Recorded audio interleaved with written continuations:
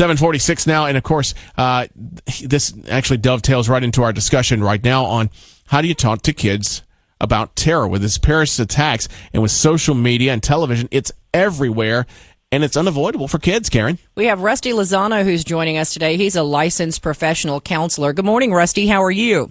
Hi, Tim. Hi, Karen. Good morning. You know, when we talked about getting you on to talk about this topic, Tim's daughter is 2. My kids are older. My boys are 13 and 15. And it just kind of reminded me back when Hurricane Katrina was happening. And, you know, you're trying to explain to your kids what things are going on in the world. And you think that they're only going to learn if you sit down and talk to them about it. Well, I sat down with my then 5-year-old and said, what do you know about Katrina? And he proceeded to explain to me everything he'd heard on the news, how New Orleans was like a bathtub and this, that, and the other, and how the water. And so I just want parents to be aware that even if you don't think your kids are aware of this terrorism, they know what's going on in the world. Absolutely, yeah, and you know we're not our access to media is no longer the television or the newspaper anymore.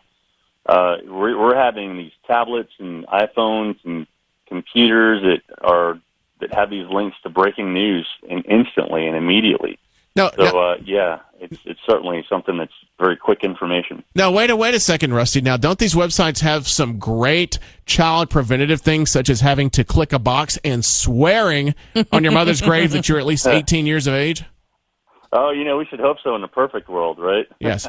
Well, let's talk about what we can do as parents to, if we've got kids, somebody's got grandkids or nieces or nephews who are going to be in their house. How do you explain this to your kids? Or are there certain tips that we should know about any kind of violence, I guess, and terrorism we see on television or, like you said, come across on social media for some of these kids? Yeah, I think that having an open conversation, when I mean open, you know, don't interject or don't put your perspective in, but really ask open-ended questions. So what have you heard about what's going on in the world these days? And you might be surprised what you hear.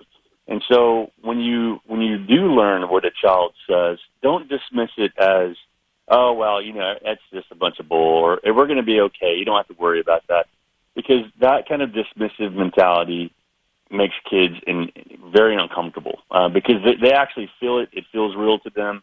And that would be the same as having, you know, heartache or losing a dog and saying, we'll get another one. It's okay. So you want to be a little bit more sensitive to their feelings about what might be happening, but really starting a conversation. What have you heard about the world? And then finding out what they know. And I would actually conclude with something to the effect of saying that there's a lot more good people, there are a lot more good things in this world than the bad, and these people and things that are happening, and that this world is a beautiful place, and there are people who really care, are very caring and loving, and you need to find those kinds of people. So in any situation, you always look for the positives. You always look for something that's going to make you feel safe, and you gravitate towards safety. Licensed professional counselor Rusty Lozano joining us this morning. Rusty, at what age do you find that kids really start kind of knowing what's going on? How young is too young to know?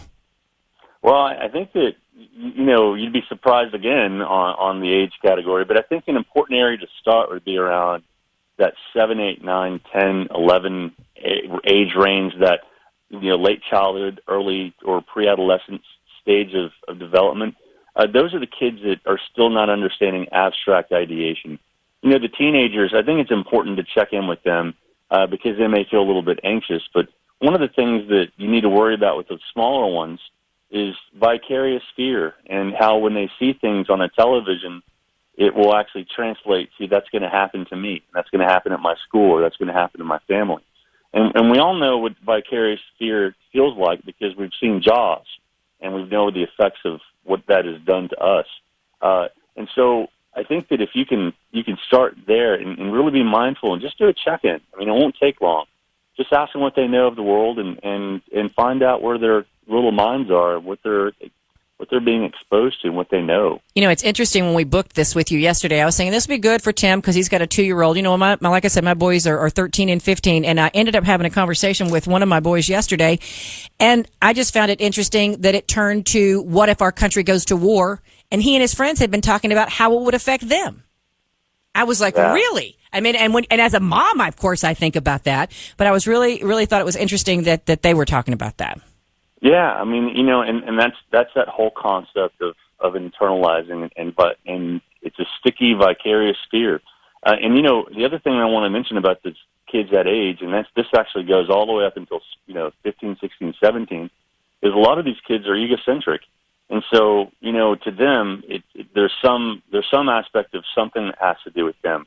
They're involved in it somehow, and it could be. And this is what you want to be very careful of. And when you do have this conversation, make sure that you understand that they understand that that this is a safe. You're safe right now. We're safe.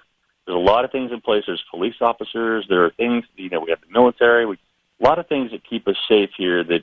A lot of these other places may not have in place, and that's a good start. All right, that's a great place to start, and that's where we're going to have to leave it off for now. Rusty Lozano, thank you so much for joining us on Memphis Morning News. You've been most helpful. Hopefully, we'll get to talk to you again really, really soon. Thank you, sir. Yeah, thank you very much for having me. I appreciate it. All right.